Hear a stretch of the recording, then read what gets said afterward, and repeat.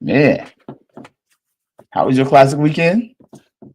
Yeah, weekend, not the whole week, but in particular the weekend. If you've been hanging with us most of the day, we did a kind of pregame thing, halftime.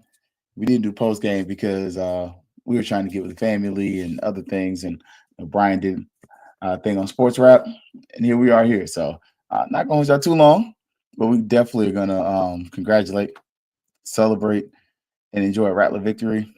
A lot of room for growth, but at the same point, we won.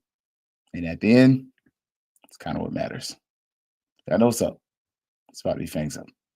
Yeah, baby, you know what time it is. Now let's get it started. Are you kidding me? Unreal! While our HBCUs are mostly known for academic rigor, community, they also know how to turn up. Does he have it? Yes, he does!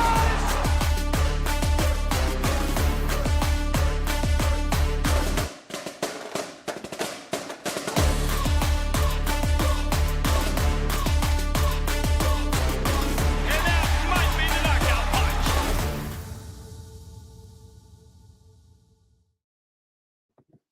What's up, man? What's up, little baby? What's up, Marvin? Look, whew, it was a good weekend if you're a Rattler. If you're a Wildcat, hey, sucks to be you. Like, I mean, I could be extra petty, or I could just be me. And y'all know I ain't really that petty, man. I'm just kind of Keith, man. So, but in regards to Bethune Cookman University, they were 0 for FAMU. They beat FAMU. They ended their seasons twice. Ended the volleyball season for the Wildcats, and then turned around and ended the football season with an L2. So that was a tough fought game. Hard fought game. You can definitely argue it shouldn't have been that close. Like I that's just key. I don't know how other people feel about it, but I'll speak for me. And as for me and mine's, FAMU should have won that game more convincingly than we did. Definitely should have been a little more than what we got out of it. So there we go. It's just sorry, I'm not a perfectionist, but I kind of sometimes can be. But now for today was a good day. And part of it, you're coming back, and the basketball team got their first win, the men's team.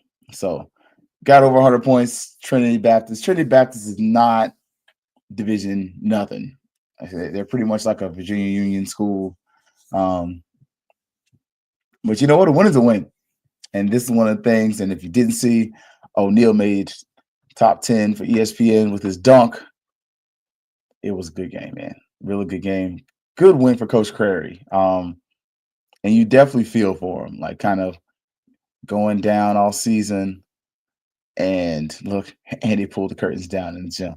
Hey, it's a good win. Much needed win. And hopefully we can get more people to come to the games. You know, we're turning the page on the sports. We've really gone from our fall sports into the winter sports. We need as many people there as possible. So definitely looking forward to some wins coming there. Now, tonight, what to win, but the Rattler Boosters and NAA showed up. It was a loss, 80-55. I did not take this picture, but I was there. And we did get some pictures, man. This is from the press area at the game, man. And look, there you go. Let him know, Steve. Shout out to Campbell. So, look, Lady Rattlers put up a good fight, man.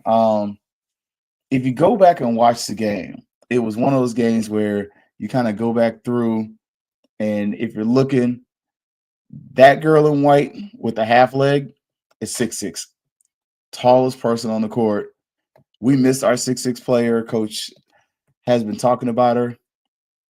She wasn't able to play today. I don't know why, but we definitely missed her presence there. And you can definitely see the Lady Rattler defense was actually pretty solid, especially going on. And this kind of points to, if you caught some of the post-game, and not post-game, but the halftime show with Brian and I. Thank you, Brian, for coming on. You can see this is some of what we were talking about. We're talking about rebounding. Look at the paint. Defense looks a lot better. Like if you are comparing this coach to the previous coach, I ain't seen no cross court passes and things like that. But you can definitely catch where Coach Pressure's kind of giving you the game. And we definitely saw our new coach, Coach Cromartie, was there as well. So that was really cool thing to see. That is her over there in the red. I had a better picture of her, but this kind of just shows you some of the height difference. I think our tallest player was 6'2", 6'3", and she's a legit 6'2", 6'3". Like I stood next to her after the game. I was like, yeah, she's tall. Even had some people like, hey, with the alumni pictures, take some picture. They're like, man, she's taller than me. And it's like, no, bro. She's taller than you, but you're also standing behind her on an incline. You'll look taller. You're okay. But good times, good arena. Like I'm going to give a big shout out and credit to UCF, their whole crew. They treated us first class. Only thing we didn't get was a post-game interview with Coach Messer. And I mean, that's understandable. It's Sunday, like Coach missed church for this. So I actually left church early to go to the game. So if y'all don't know, Coach Messer goes to the same church I go to. So we're going to definitely be back to support her. And we looked pretty solid at the free throw line. Like, it was a really good game. A lot of fun, man. But look, speak to it. Congratulations. Regular season SWAC champions. Oh, wait. Sorry, there's more. Today, 3-1. Jackson State, honestly, the second best team in the SWAC. Sent home SWAC champions for the conference as well. So, hey, volleyball did the freaking thing, man. Like, I had it up there. Don't know what happened to it, but let's see if I can, get it up there right fast, But FAMU volleyball, as Mr. Campbell put out there, they did what the men really couldn't do. I mean, they held it down for the entire university, man, and there we go. That's what I was looking for. I was like, man, I know I had it up there. I had it loaded. Like, hold up now. And ladies are going to the NCAA tournament. So if you caught Coach Gokon on, I want to say ONG Strike Zone, where he actually is like, these are the places we're likely to go to. I think he mentioned like Nebraska, a few other schools. So there we go. Now we got the graphic right. Look, I'm sorry. I got to celebrate championships when they come. There we go. SWAC champions from Florida A&M University. I love that little cleaned up picture there. So regular season, conference championship. Like, look, took championship back from JSU after they won it last year. Football. See, now you have a mission for next year. I agree. And look, even the NCAA is up on game. Like, hey, and I don't know if you saw the game. Commentator says FAMU takes back the SWAC. Just saying. Last year, the football team saved the SWAC. This year, volleyball team is taking back the SWAC. So hopefully, as Mr. Campbell pointed out, we get the same thing in football next year because this year, man, that was not it. But I will say, if you weren't there, beautiful day, beautiful weather.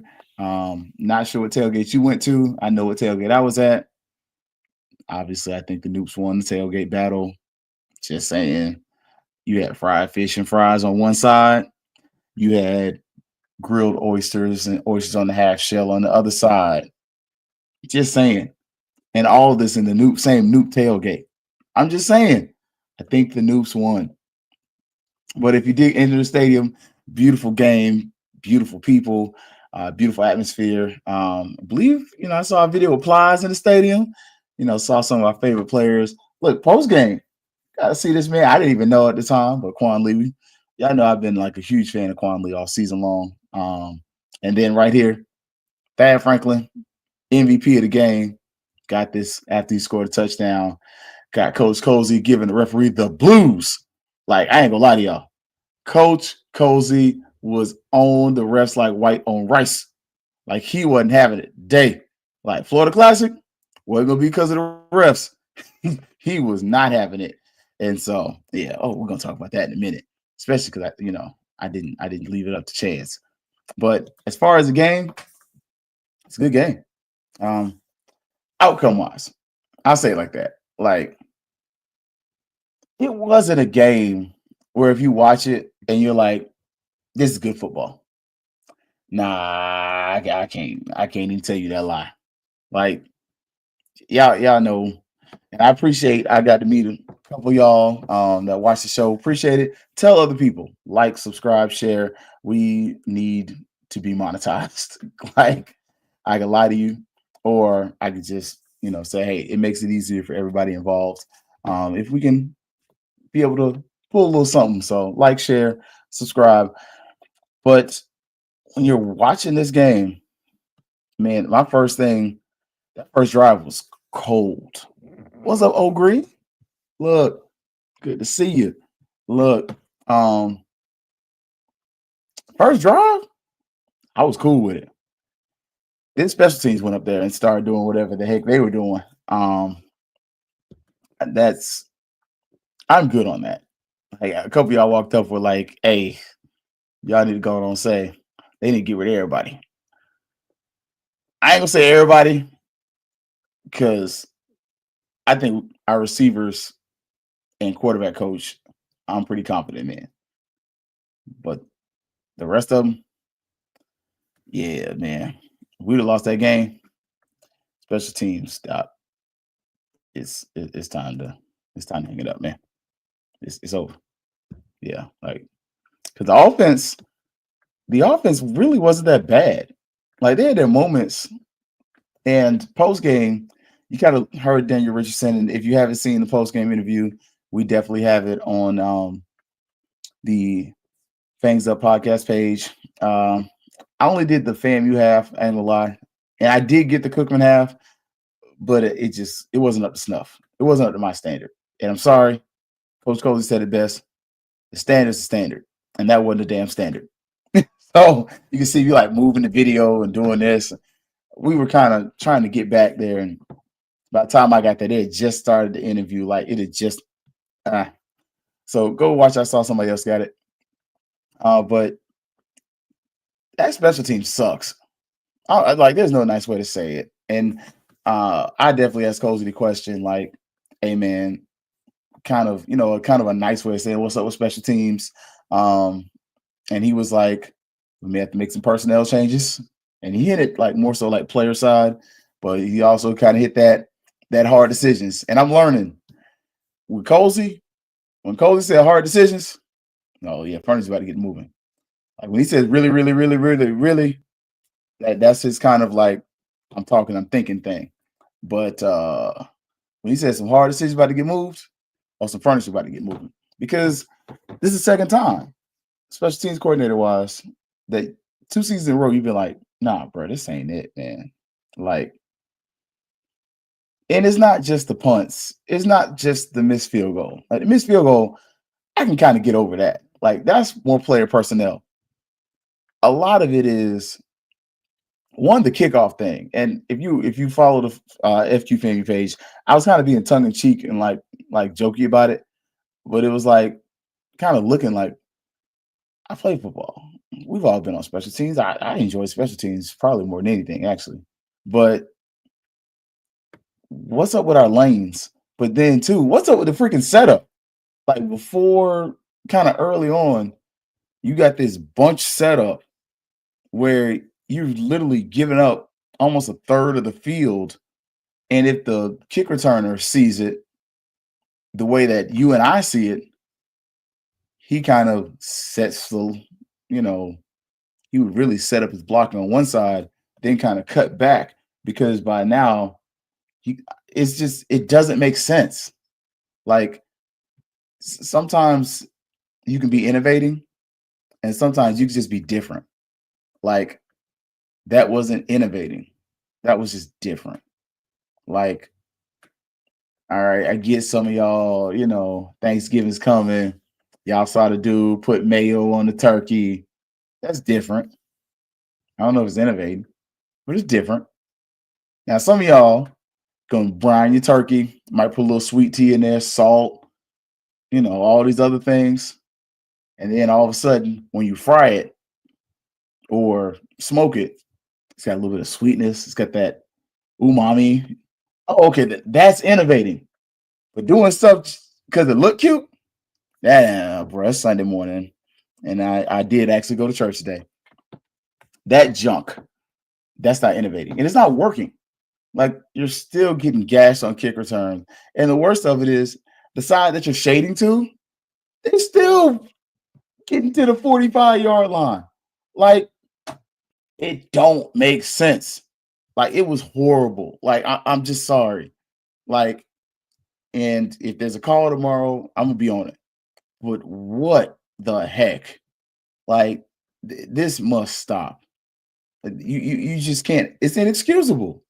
Like, I pointed out to Cozy, and I was like, Coach, because the reason I asked what the question was, I like stats. I love stats. I love numbers. I was like, Coach, special teams have been responsible in the last 2 games for about 34 points. Cozy's face was like, I said I wasn't gonna cuss. OS word. Like, dang. Yeah, that's not gonna work. Think about it. The Valley game, you lost, but a lot of that L was on special teams. This game, man, you get that opening kick, you running the ball. Then Cookman gets a huge kick return. You're like, dang, that little brother ran that ball all the way back. I'm telling you, I tell you who don't watch the ONG Strike Zone. Damn sure ain't Doc Campbell. Because if it was, he wouldn't be kicking the ball to some of these guys. Like, it was trash. Like, that was horrible, man. Absolutely horrible. Look, and look right here. Let's see, did it come up? Oh, there we go. EA, defense can't give up 38 points to BCC. Look, Colonel Maynard got to be looking crazy if he's still there. Like, because the defense, some of that was there in really crappy field position. But some of that, you got one corner getting burnt.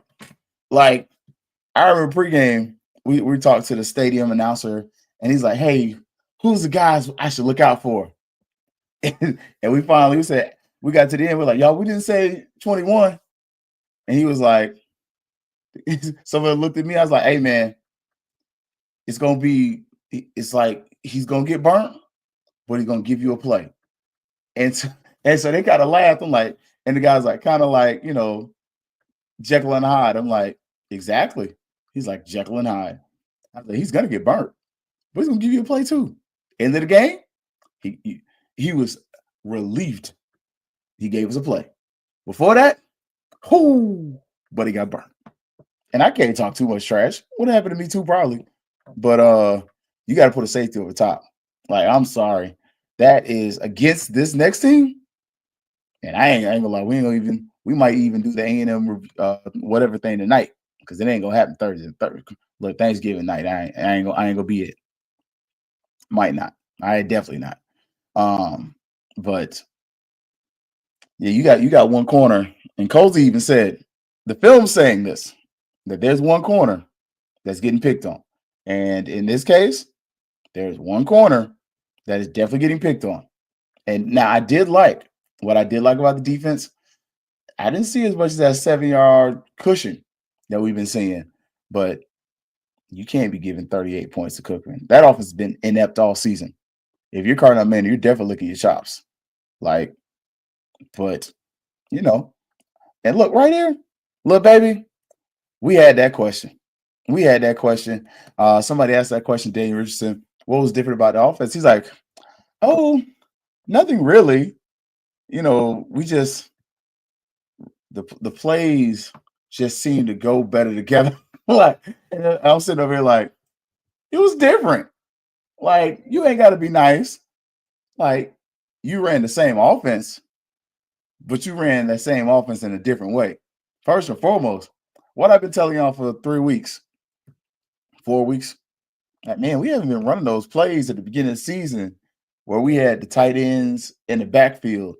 Man, it make a whole lot of difference when you got a lead blocker and you got a running back, and the running back runs behind the lead blocker, and all of a sudden, this game, man, that pink African brother, he came off the bench quite a bit and played H-back, and all of a sudden, he getting in the game, and you rush for almost 300 yards, 500 yards total offense. The offense was different because the offensive line had some help. Like, yeah, the offensive line been scuffling, and they got Daniel killed early. But what was the thing we were saying? Hey, if the offensive line is struggling, give him some help. Tight ends to come in there and help. Every team that has sense does that. When you notice, man, that tackle's getting whipped, put a tight end. Help him out. That 59-3 Florida Classic. Isaiah Land is a ghost in that game. Why? One, he's going against a really good tackle. But second, Jackson State threw a tight end out there. He was getting double teamed. They schemed for him. You schemed it up, or you should be able to run the ball. Like the players were getting almost to close to the second level before they were getting contact. Go back and watch the previous film and see where they're getting contacted at. Other thing, what's up more of the screens? I mean, don't get me wrong. I don't love the Willie Simmons screen, but occasionally, keeps defense honest. Like, we did throw some deep balls. Didn't see as many of those. I don't need to see that. Like, just saying. And Aaron, look, right here. We ran the ball 50 times. Like, this game shouldn't have been that close. And we did have times where that Cookman quarterback to carve us up, man. You're not wrong there. Like, but I'll go back and point. The biggest difference, that turnover battle was huge. You didn't have 3-4 turnovers in this game. You're not as loosey-goosey with the ball. You're actually, like, protecting the ball. Like, we brought in 15 DBs and not one corner. Yeah, we only got one. You only got one true corner right now. You got DBs, and I like that. Everybody don't know the difference. There's a difference between a DB and a corner. A DB is a guy that can play safety or corner. A corner can be on the island by himself. We got guys that they still got to grow. They still got to learn. You got one that's honed. Like, I don't really remember doing anything against Kendall all night. You're gonna miss that dude, But yeah, man. Like, going back to the offense, that first drive, Daniel Richardson gets rid of the ball much quicker. I do not see a lot of him just holding the ball and doing this. That's some of the change. You saw a lot more shorter passes. A lot of the stuff that, even though Pruitt didn't get as many passes, looks as I probably would have hoped. We saw Carter Johnson, Groves, Quan.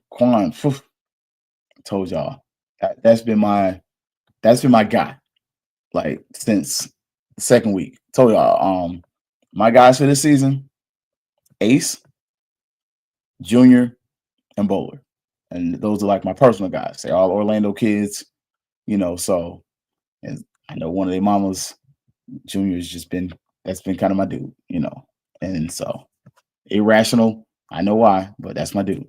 And then obviously Quan Lee, that dude was so consistent early. I saw it. I was like, yeah, he's different. And he's a sophomore. You got a few more years you got like a couple more years of Quan Lee. Yes, sir. Give that, bring that back. That dude's gonna be receiver. Your receiver 1, 2, and 3 next year is set. If you can keep them and don't have the transfer portal like go stupid on you, your receiving room's done. Like, receiver room's done. Running back 1 is done. You need some more running backs to come in. But need a quarterback desperately. But offensively, it was solid.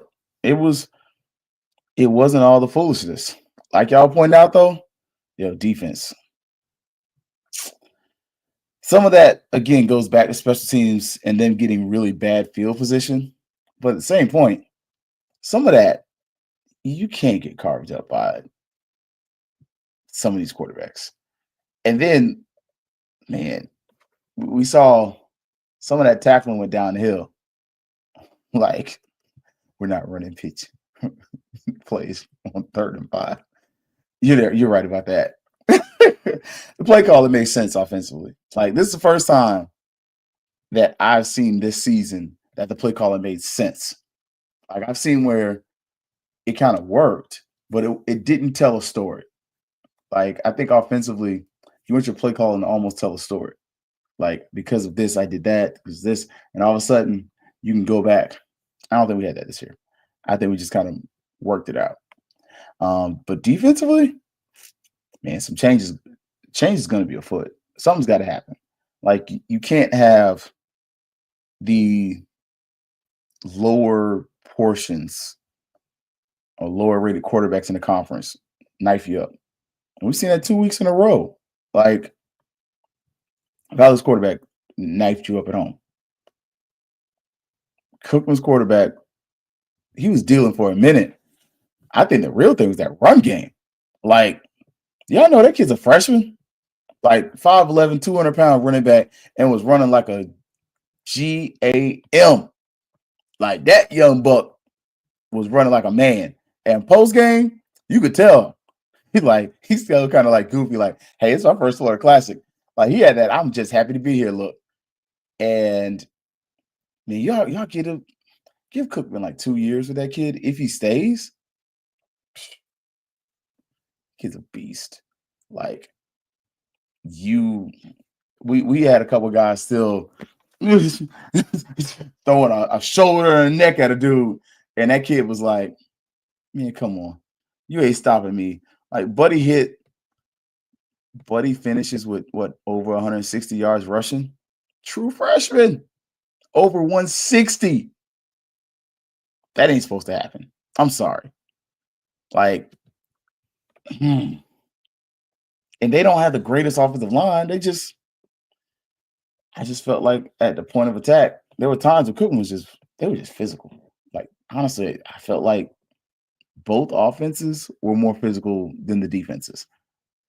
It's gonna be like that. I'm gonna say that. If we're gonna say that there. But so what Burr said, BCC gives up almost 300 yards a game. So he was going to run the ball. We got over 300 yards. Hey, I'm just saying. Like, EA says, staff still doesn't understand their personnel. I don't disagree with that.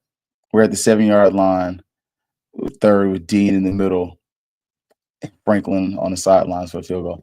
This is me. That deep pass in the corner, the Carter Johnson. I didn't understand it. This is, you can call me a homer. You can call me somebody who just consistently won't let a point go in this case. But in the past, when we saw Willie's offense, that's what the tight ends are for. I get that. Why that tight end? Why not Pruitt or Gross? Like, Pruitt is more of a traditional receiver. He's a misfit.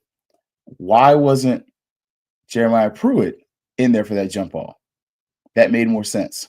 I get Ace is hurt. That's a play where if Ace is healthy, you probably want Ace, Pruitt, and maybe Gassett underneath. That can kind of, crap. You got 2 tall guys and a really fast guy. I got that. That's not an option. But why, personnel-wise? And so that bothered me. That bothered me when I kind of looked at that. Look, Goldie Lawrence, he's him. I like him. But, like, EA, back to your point. And I know I kind of talked about the offense wins the defense, but, man, going back to the offense, I don't like our halftime decisions. You're losing at half.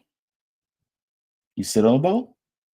Like, I don't care if you take Daniel out of the game and just have Junior or whoever has the biggest arm hurl that mug 190 whatever's like 50 yards. That's better than just leaning and following the ball, because at that point, Cookman has hope. We did the same thing in some of the previous games going into the half. And I get that you don't want to give the other team hope. You don't want to make a mistake. But at some points, we're playing a little too safe.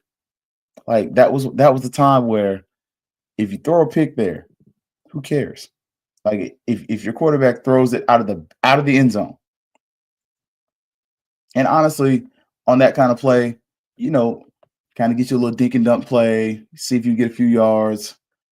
Cool. Kind of let it be so that once you get to third down or fourth down, it's third down and nothing. But throw the ball. That close, throw it in there. If it reaches the back of the end zone, it does. If it's a pick, you got somebody back deep. Like, if the quarterback throws it in the right area, more than likely, even if it is a pick, it goes out of bounds or they go out at the 20. Like, in retrospect, it's just kind of easy to look at that. Like, I didn't love our offensive decisions at times. I liked it better in this game, but that is a point that does bother me, and it goes back to me and EA's point about personnel. Like, I don't love it. Like, and the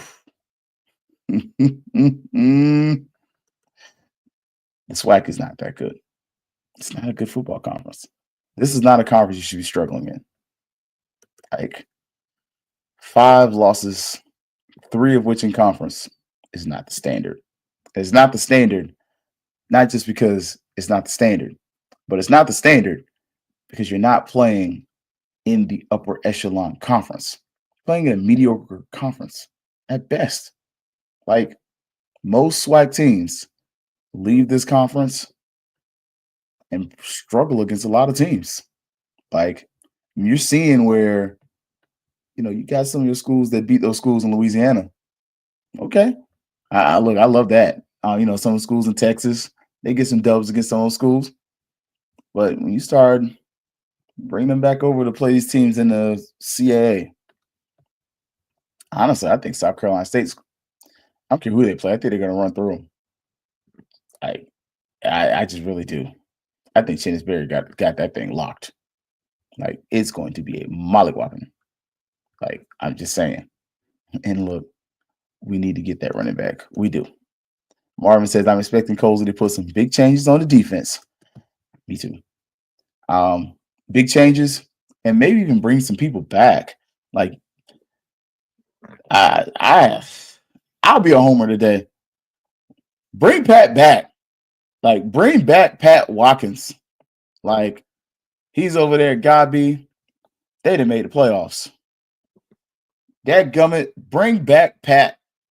Put him in the secondary and let him ascend. Let that brother rise. Like, I get you got to cut some things, but look, man,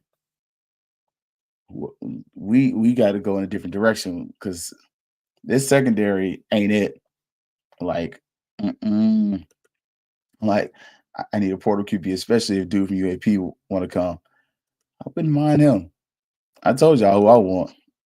Pruitt got to fight whoever on staff is playing with senior year like that for real. Like, it's on site.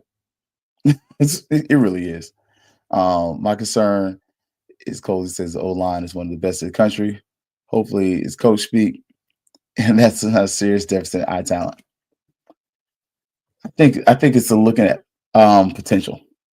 And I think FAMU's offensive line is one of the better ones in the SWAC, but that's where I also went back and said, I don't think back to EA, your point earlier, EA, you didn't play your cards right.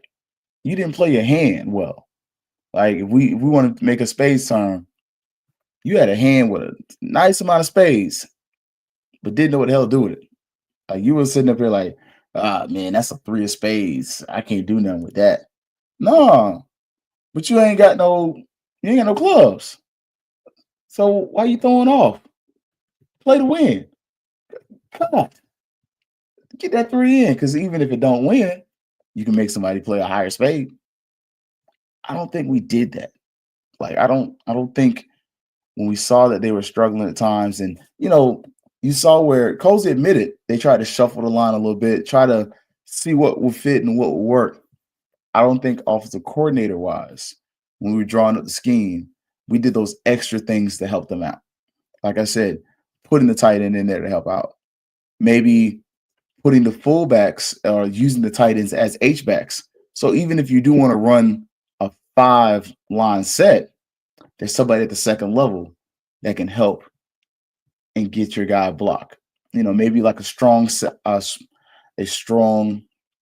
formation or a weak formation, where you got the fullback off to the left, off to the right. Because when you go back and watch the film on the Classic with Cookman, one of the best things they did, and you could tell, it was at times you knew where they were running the ball. They ran the ball to the left, they ran the ball to the right. But a lot of times they ran the ball to the strong side where the fullback was, or where there was an off-balance, where the off-balance offensive line was. So if there was like 2, 3, and a fullback, they probably ran to the 3, vice versa. Like, they ran to the strength of the line. So instead of you have 5 on the front, obviously. So if you're 5 against our 4 or 5, it was actually 6 against 4. Like, they were outnumbering you. Like, at times we're getting out schemed. Like, defensively, I think the frustration is for us as fans is we're seeing things not go right. And in the moment, you're seeing that we're getting carved up and the plays are missing tackles and stuff like this. But part of the problem is you're getting out schemed. Like, schematically, some of the stuff we're doing, you can ask questions about. Like, why are we kind of got this set going on? Like, some of that is personnel. But at the same time, some of that is because you got safeties and 215-pound linebackers as a first point of contact.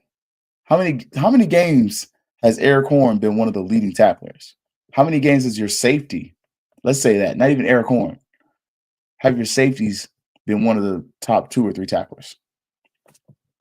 I mean, let's just put that out there.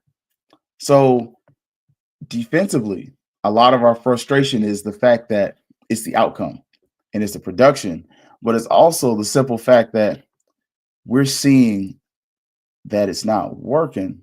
And what it looks like to us is the missed tackles. It is the defensive backs getting torched. And at times that is and even go watch the end of the game. You, me, and everybody else is probably going to say, why are some of these corners so close up? At times. Like, and then even at the end, thankfully the safety comes in and the quarterback really essentially throws in a double coverage. Like, but he tried Huggins and he was targeting him and you knew he was targeting. And I remember putting on the thing like, man, we put safety over top. Like, you need a safety over top. Does that take away what you can do underneath? Yeah, at times. But if it's third down and forever, you got to do that because you can't give up these bombs when they're taking advantage of a converted player. Like, converted receiver. Used to be a receiver, now you're DB. The game looks different. Like, it functions different. And so now what's happening is teams see that, they kind of see what you're weak in and they're taking advantage. Whereas you can mirror people well. But then when it comes to that other piece of coverage, there's a problem there. And like I said, when you go back and look at the Cookman game, look at the run game and look how they set up their offensive line and their lead blockers. Genius. It was, but he runs for 160 some yards. Even though he lost yards on a 4th and 1, a lot of yards, like, wasn't good. O-line was able to open up more lanes for the running backs. They weren't stuffed all of the game. Yeah, like I said, lead blockers. It matters. Like, I know it's old school, but you kind of, if you're not running an offense that spreads teams out, which we don't run anymore. Like, we have our times where it's 5 receivers and it's out there, but there's a lot of times where we kind of got a tight end there and it's an obvious running down, but you're trying to run out of shotgun. Like, what happened to the pistol? I hadn't seen pistol, God knows when. Like, some of this to me is just scheming, right? But it's the 11th game of the season. Our O-line don't understand the RPO scheme. The refs could have called multiple linemen down the field penalties. Yep, you're not wrong. I'll say this: the offensive coordinator's in the box. So for those old heads, and I asked Cozy post game, I was like, "Where was Burris?" Because you know the question coming. He's like, "He was in the box." I was like, "Okay, that was cool with me." It's, I think, going into the next season, when we're looking at this offense, the transfer portal is going to be huge. Some of this, you're going to have to figure this out. And that's the easy way when someone doesn't have an answer. But the right answer is you need to bring in somebody at most positions offensively. Like, you needed somebody at quarterback. You need offensive linemen. You got to find tight ends. I think you got really enough, really, to run. You might need one more. You need, I think I said running back already. Like, offensively, you need everything except for receivers for the most part. Defensively, you're going to have to do something on the defensive line. You're losing your best D lineman. And you're able to see where it kind of hurt. Like, that's going to be huge. And look, they flashed on play. And see, I didn't get to watch it on TV. I was there. So, blessed to be there. So I'm not trying to say that, but like, y'all weren't here. I was there. Like, no. That was, linebackers. Do you? Because your boy from USF. He ain't playing this year. I'm thinking he ain't put no film out either. I welcome him back. Like, he's a little light. Like, I ain't gonna lie to you. He ain't huge. But what he is, he kind of lanky. And he might be able to roam the field a little more. Putting that out there, we're gonna see, man. Look, they gotta have game film. No practice film or a huddle film. Yeah. And honestly, I want to see if you try to get some of those guys that you didn't get from last year. Like I told you, there's some D2 players out there. Bring them up. Because that's you got to find that niche. Because I think what you saw in the Cookman game, you found your offensive coordinator for the next 2 seasons.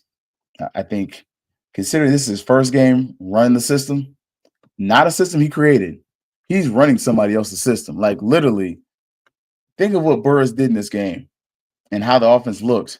This is his first game in somebody else's system and somebody else's terminology. And it's like, okay, yeah, do this, do that. And it looked competent. Okay. I'm with that. Defensively, though, man, that's. Oof. I'll say this. I think the defensive coach, coordinator, I think he survives. If I'm being honest, I think he survives because I think you can easily point at how poor the special teams was and how bad and the really, at times, terrible field position they're giving you. I think that's going to be the saving grace. But I think some of those defensive, like, other guys, nah.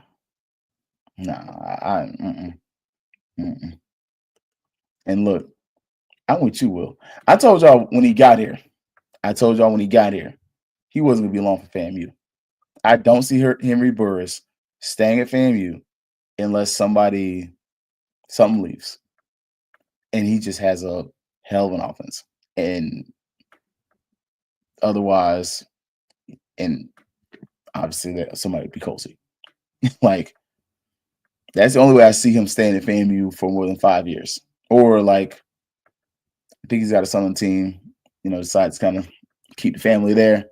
But you're in your 50s, man. Like, this is that time where it's like something's got to change.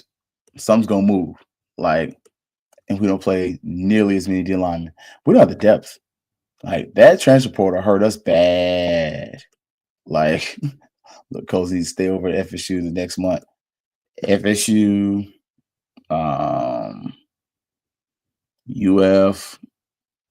FAU, FIU. Like, honestly, I think you're gonna be able to dangle the carrot out there for a lot of athletes. I'm not gonna tell you every student wants to come to FAMU, but I think that was one of the questions I asked to Danny Richardson. Like, you're going to your last game. What do you tell those who want to come after you? Kind of like, how are you going to recruit for FAMU? Because I can see it. I could easily see Danny Richardson. Hey, I went to FAMU. He's a great spokesperson, great mouthpiece. I think that's something. There's obviously a connection. I mean, there was. FAU fired their coach. So that's another thing. Like, I think one of the things with the transfer portal, look at the players, one, from schools that lost their coaches. Because call a spade a spade. What happened to Jackson State when Prime got there? What happened to Colorado when Prime got there? What happens at most schools when the old coach leaves? He wants to bring his own players. Like, unless you're the top 10 players on that roster, everybody else is moving piece.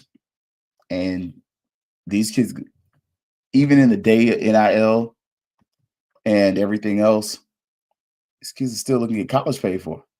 Like, I can sit here, I can stay for a scholarship that I don't know I'm getting back, or I can go get in the portal, talk to my homeboy. Hey, Danny Richardson, Ace, we were at FAU together. Can you put in a good word? Somebody put in a good word for you. You send your film over to coach quietly. Hey, you hit the portal. Next thing you get an offer. Sign that paperwork and keep that free education coming. Like, I think that's some of the tactic that you use. And look, I'm gonna say it here right there. We'll say it twice. I believe it. I like Billy Rowland's staff. I'm just saying. I wouldn't mind Billy Rowland as the if you're gonna move defensive coordinators, give me Billy Rowland's defensive coordinator. That's just me. I said if you're going to move, I didn't say fire defensive coordinator, but I am saying he's gotten out. His out is that the special teams is butt. But I think I'm just saying now, special teams wise, I think you do something similar to what you did with Chili Davis.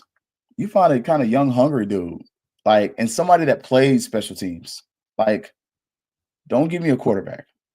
Don't give me a guy that was I don't mind defensive coordinator, but I don't need nobody that's offensive over special teams. I need somebody that was a kicker, that was a cornerback, one of those type guys. Give me somebody who has got experience in special teams and that especially is kind of young enough to get you into the door. Like, I've seen enough of this. And that's not me wishing ill on people. That's just the results of the results. And we all have times we're not doing good. I've been there before, where it's like, man, my numbers are off. If you got to do what you got to do, you got to do what you got to do. But my numbers are my numbers. I've been trying. It's not working. That's where I'm at with this special teams situation. Like, you're giving the defense an out. Because if the special teams is better and the defense was still putting up like this, man, it would be over. It'd be like, yeah, Doc, you good. Defensive coordinator is trash. But you're seeing offensively, you make that switch. One of the lesser teams in the conference. you get 40-some points. All right. Defensively, you make the switch. You bring in kind of new people. Does something change? That's a question. Like, and Kylan, you're absolutely right. Need kickers. Like, that's part of the problem. You got a freshman punter right now. Like, I think the biggest killer, if it was just the punter and the kicking game, I think you could really save Doc. I think what kills it is the kickoff return and the punt return. Because no, the ball's not going necessarily where you want it, but at the same point, the kick coverage and the people having lane integrity and maintaining outside contain was butt. Like we played out. We played special teams. I played special teams. I remember being an outside contain guy and be like, nobody gets outside of you. Cool. How many times did we see where outside contain guy and it's like, that's not what you do. Like, you don't round that thing off like that unless the guy inside of you is that certain place. Like, what are you doing? Like, because the angle you're at, when that guy bounces this way, all of a sudden you got to flip your hips and check and run. And now you're chasing. Whereas you're one of the smaller guys. You're probably one of the faster guys. You want to be in a position where you can either slow him down and get some help, or you push him out of bounds. We have horrible lane integrity. Like, the field goal stuff is better. Like, I haven't seen a bunch of blocked field goals this year. Look, knock on wood, knock on particle wood, and knock on metal too. But your lane integrity is trash. And it's been 2 seasons of trash. Like, that's bad. Like, right here, we ain't got to give up a touchdown each time we kick the ball away. Thank you. That's it. Like, that's the damning piece of this. And look, straight doo-doo. Yeah. Definitely was. Like, so I think after this game, you're glad to win. Like, anytime you beat Cookman, it's a great day. Like, beating Bethune Cookman is not a good day. It's a great day. Because it's your rivals. Like, I don't hate them. I know some great Cookmanites. But I'm going to tell you what. We got a whole week off. But next Monday, the morning is just a little gooder. It ain't better. It's gooder. The coffee, it hit a little harder. I use cream and honey in mine. I don't put sugar in my coffee because I can't be crashing, going to sleep in the middle of the day. Coffee's just a little sweeter. The music is just a little louder. There's just the trash talk is a little better. You ain't got to say much. You're like, it's been over 1,000 days since you beat FAMU. We get another couple more years of wins. It's gonna be over 18,887 days. So I mean, I'm just saying, like right now, we're just over 1,000. Just say it's gonna be by the time this is next year coming around, over 1,200 days of just pure explicit football domination of Bethune Cookman University. That's a beautiful thing. Now, the nitpicky part of me is saying you could have lost this game. And at the end, you can argue that you really look. It wasn't as crazy as the Cowboys and the Redskins today, but it was trending that way. And you definitely got to figure this out. And in the offseason, you're going to have to make some of those decisions that are going to move the needle. Because now the only resemblance of the Simmons era is your streak over Bethune Cookman. And I'll be honest with y'all, talking in the post game, I don't see that lasting much longer. Like, that's not me being disrespectful to BCU's coach. But if you're a Cookmanite and you kind of watch the post game, no. Like, that is the where. you get an Ed Reed. Like, I know that thing went horrible, but that is where you get a coach who can come in there with some juice. That's where you make the celebrity hire, not FAMU. FAMU is not the place for a celebrity hire because our alumni are different. Like, and it's not because Cookman alumni don't do this, FAMU alumni do that. No. It's because as meddlesome as we can be, we have a better foundation for some of those organizations, your NAA, your boosters, those different groups. That ain't gonna work at FAM. You coming in there and this and that, and that ain't gonna land well. It didn't land well there. Sure ain't gonna work at FAM. And I think at a place like that, though, you need somebody who can be innovative, who can do a lot more with less. Like that's honestly what they had under their previous coaches. Coaches who could do more with less. Even the players, they celebrated. We didn't have all this stuff. These kids are spoiled. But if they're going forward, it ain't gonna be with them. Like if that's your coach next year for the Florida Classic, and Cozy comes back in there and has a halfway decent recruiting class, man, it's gonna be 5. Like that's not even being like slick, being a smart aleck. Let's be real about this. That team, they've gotten better, but they haven't gotten better in a way that's gonna last. They got some offensive linemen in there, slow building. For him to fix that, he's got to bring in more linemen. The problem is you don't have the systems in place to outbid FAMU. Like I was going to say it a different way, you don't have a Fang exchange. You just don't. You don't have your boosters ain't doing what FAMU boosters doing. You don't have an F club. You don't have a 220 club. You don't have those systems in place that are giving FAMU the advantage. And some of what FAMU is going to be able to do going forward in this rivalry is outspend you. And some of it is the economy of scale. It is the fact that FAMU's got 10,000 students, you got 2. Some of the same reason we can't compete with FSU is the same reason you can't compete with FAMU, and you shouldn't. Like, period. We own everything we got. You're leasing from the city. And that's not a slap in the face. That's not a slight.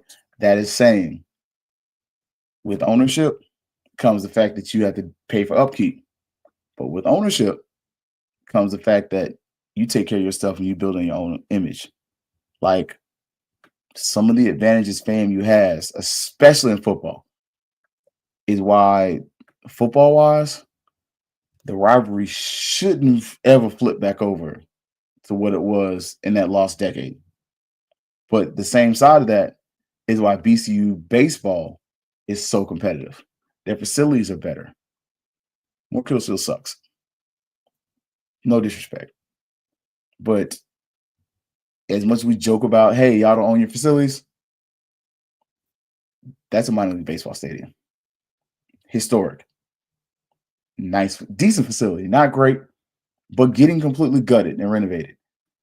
If you're going to continue to win this race, now is the time where you start to lock and load and start calling on those other people. Don't guarantee these kids NIL, but when they come in, make sure your top players are taken care of. I'll say it like that. Your top junior, sophomore for next year, should have an NIL deal before National Signing Day. Not the December one, but if you're going to be kind of thinking ahead of this, your guy that's giving tours needs to have NIL so that, oh, yeah, I got an NIL this way. How did you get it? I got it through this. I'm going to give you something for free. Across the street, freshman running back, Cam Ward. He just got an NIL. Probably going to start next year. What does it say when Your sophomore running back probably going to start. Probably going to take these kids on tours as an NIL. Hey, man, they did it for me. If you do what you got to do, play good ball, they'll take care of you. I think that's now we got to get into that part of the game of, hey, who we get in contact with to get these kids right.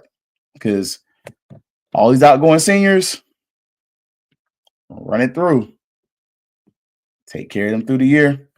But the next generation is coming. And you need to get these guys on the payroll. It's pay for play at this point. It kind of is what it is. So if you're going to play the game, you got to play the game smart. You see what they're doing over there. You got to innovate and kind of put your own FAMU spin on it. But some of the things that FAMU has that most other schools in SWAC don't have, organized NILs. We have two. One's leading. And one of them, y'all buying the liquor so fast, we can't get it. Like, I'm just saying. Yeah, Kylan. I think you need both lineman coach on both sides. I don't need any more defensive coordinators that are doubling as line coaches at FAMU. No disrespect to the people that can do it, but it didn't happen this year. Either you're an O-line coach or your offensive coordinator. Either you're D-line coach or your defensive coordinator. And if you get promoted to that position, you vacate that position. Or from it, excuse me. So if you get promoted from D-line or from O-line, you vacate that position because it didn't work. Didn't work at FSU, didn't work at FAMU.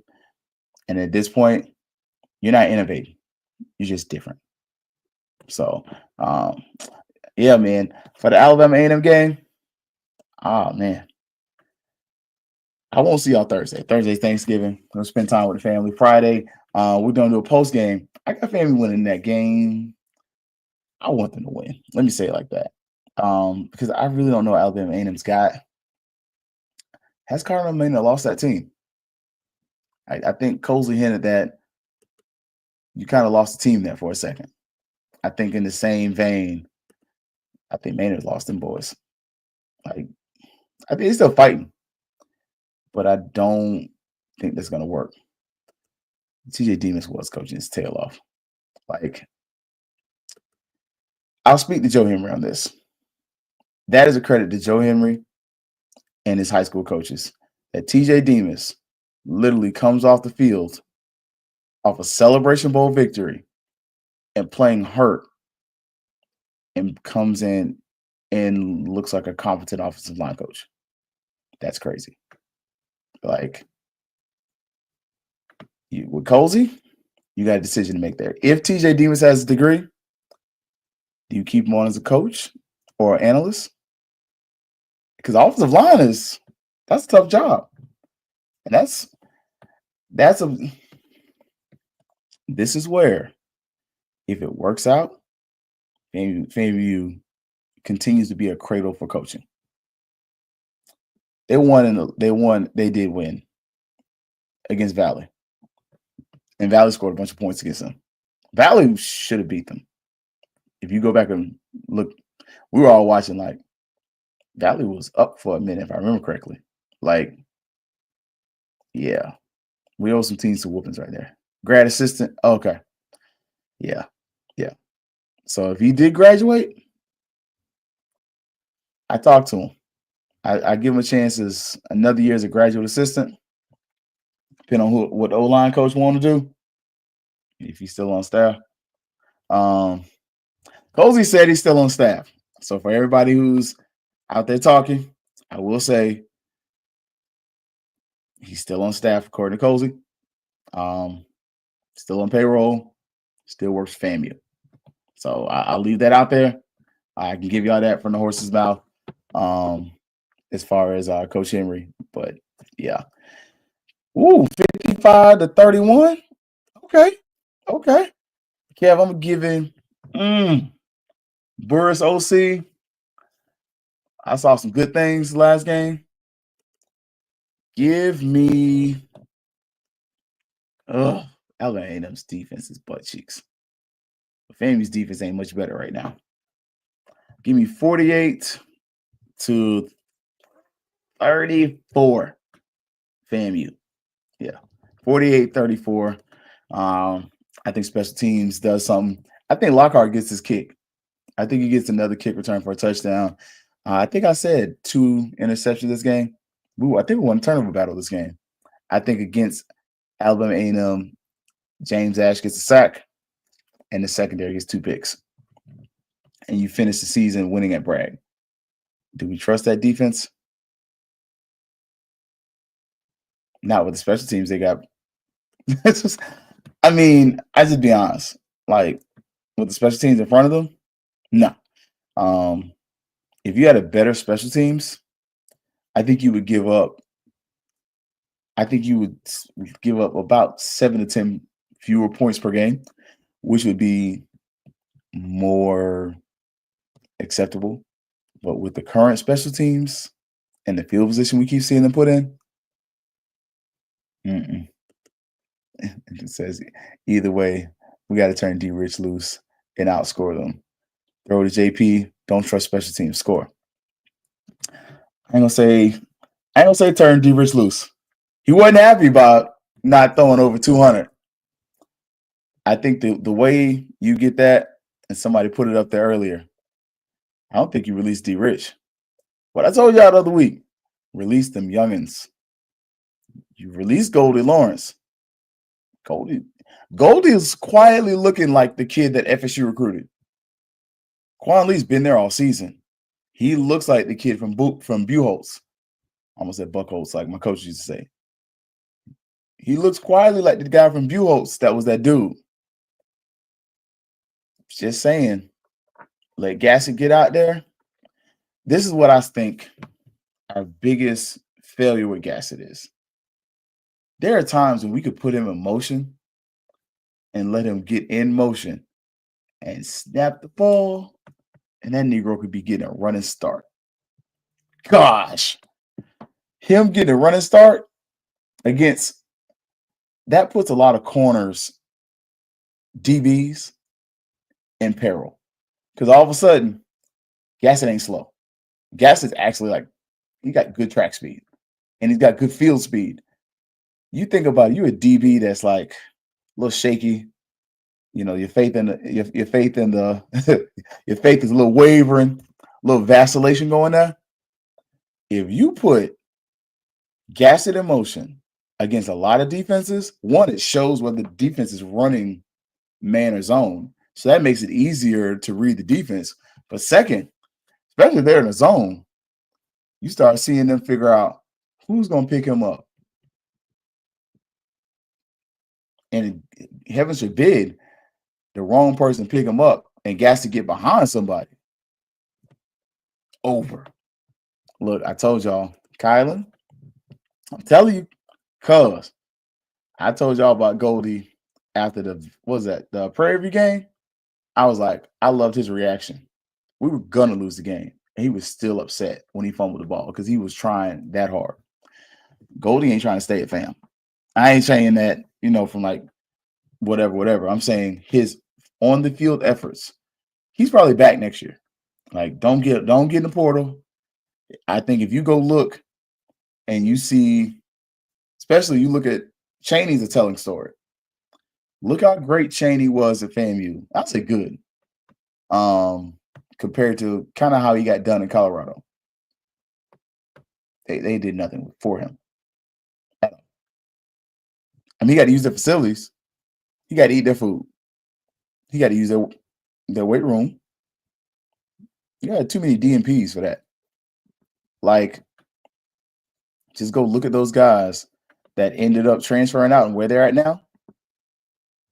I didn't like it. They can't either. So I think you tell that story to those guys and you remind them, look, FAMU it may not be D1 paying all the NIL money, but you know what Isaiah Land didn't do at FAMU? Play AB. You know what? Especially his senior year, his money year. Like General Hunt, Thomas. Like, the only one of those players that's getting any burn is Anthony Dunn. And Anthony done transferred into FAMU from that level anyway. Like, none of the guys who went to FAMU that are playing in the NFL now in their critical year rode the bench. I don't give two poops about what you say. You can't present one unless it's somebody from decades ago. But the dudes from the FCS that are playing major NFL minutes, unless they were injured, played in their critical year.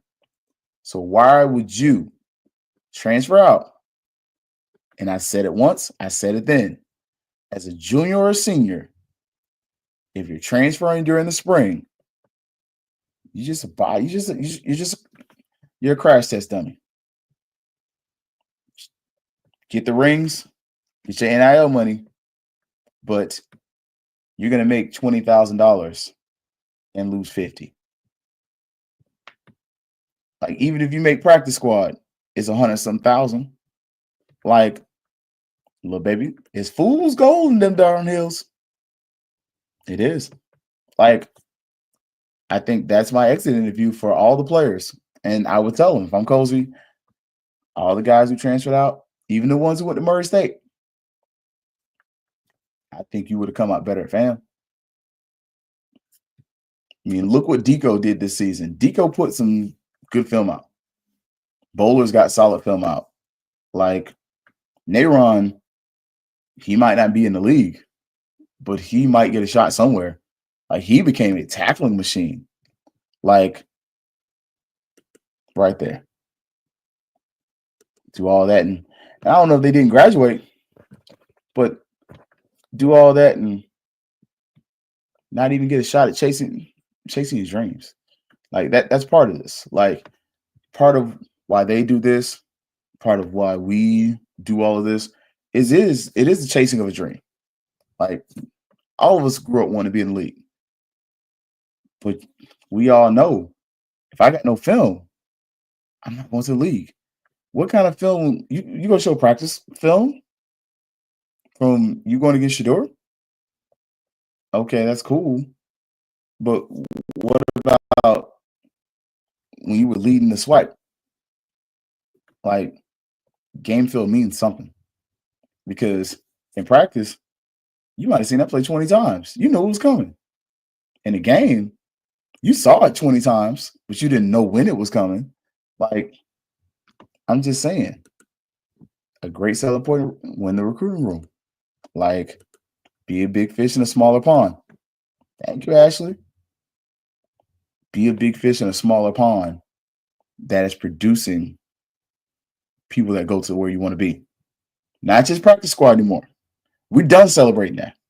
We're talking dudes on the 53. Like, Isaiah Land is a staple at this point. He's there. Marquise Bell, hope you get better, brother. The Cowboys, even when they don't use him, are keeping him on the roster. Like, Xavier Smith made such an impact that they were like, yeah, you're going to be kick returner for the rest of the season. You got that. Like, Terrell Jennings on a bad Patriots teams comes in there and is like, yo, this dude, he might actually be a solid running back. Like, quietly, Thad Franklin might have played his way into at least getting a tryout. You rush for dang them 200 yards? 200 yards, 20 yards. I don't give a flip who you are. 200 yards, 20 yards. Unless you're playing against Lincoln of California and VUL, okay. That's against a defense with a pulse. That's against a coach who has NFL experience. They got several D1 transfers over there at Cookman too. Like, hello. First thing you do, recruit your prime players back. But tell them what happened to the dudes who left. And I ain't gonna lie to you, if I'm Cozy, Chaney's on my phone call list. Because it's not the come back home vibe. That's not what I'm selling. I'm selling the other side of. He left. He came back. Tell him what that transfer portal is like. He is a walking exit interview for next year's recruiting class. Because if you can get him back, You can get them to come in the room. Hey, man, this is nothing but love. We understand you made a business decision, yada, yada, yada. But then have them talk to them other dudes like, hey, man, you hit the portal you want to. You saw what happened with me. Like, it was a good experience. I had fun, made a little money. But if I would have stayed at FAMU, I'd have got more time. I'd have made an impact. Like, it's not so much of the come back home vibe. It's more of he's going to help you positively recruit because he's telling the story of a guy who left, saw what it was, got a Celebration Bowl ring, and came back. I'm just saying, man. Like, that's just me. What's up, Swagging the Fool? Look, man, I know y'all got some jokes in on us last week. I'm glad we got it back this week, though. Look, I'm just saying. But look, y'all, I don't know if they're doing Fang Exchange Thursday. Actually, let the people know. No show Thursday. It's Thanksgiving. I normally try to do a little something, but it's supposed to be on the 1s and 2s. And then Friday, I'm actually doing a game at Florida Tech. So I'm gonna miss the FAMU game. I'm gonna rewatch it though. So we'll have a show next Sunday. And we might do something Friday night. So we'll see. So we'll make sure we get it right though. So, but look, for everybody at HBCU Digital Network, look, like, share, subscribe, tell somebody about the show. We're trying to get monetized. I ain't gonna lie to y'all. You know, we try to offset the awful cost of doing this. But look, check everybody out. Thank you to Brian. Thank you to Coach Messer at the University of Central Florida. They took care of us. And I will tell y'all, full transparency, my experience at UCF as a fan has not always been great. But my experience at UCF as somebody who does the Fangs Up podcast has been amazing. Whether it's been baseball, basketball, they've never given me the runaround. My stuff is always on time and early. They treated us amazing. They even came up and checked in like, how are y'all doing? Is there anything we need to give you? So big shout out there. When we went live, they were like, no, hey, you're not facing the court. We love it. So, you know, shout out to UCF, you know, shout out to Coach Pressure, and shout out to all the alumni. It just wasn't Orlando alumni today. It was Orlando, Tallahassee, Broward, Tampa, Miami. Folks from all over stayed over and came back to the game. Hopefully, if you're in Central Florida, we're going to do this again in Daytona. We're going to try to do a takeover there. And look, Friday, football game. And if there's a press conference with Coach Cozy, we'll be on there too. So for everybody, I'll catch y'all. And y'all already know what's up. It's always going to be. Thanks up. Yeah, baby, you know what time it is. Now let's get it started. Are you kidding me? Unreal. While our HBCUs are mostly known for academic rigor, community, they also know how to turn up. Dorsey, have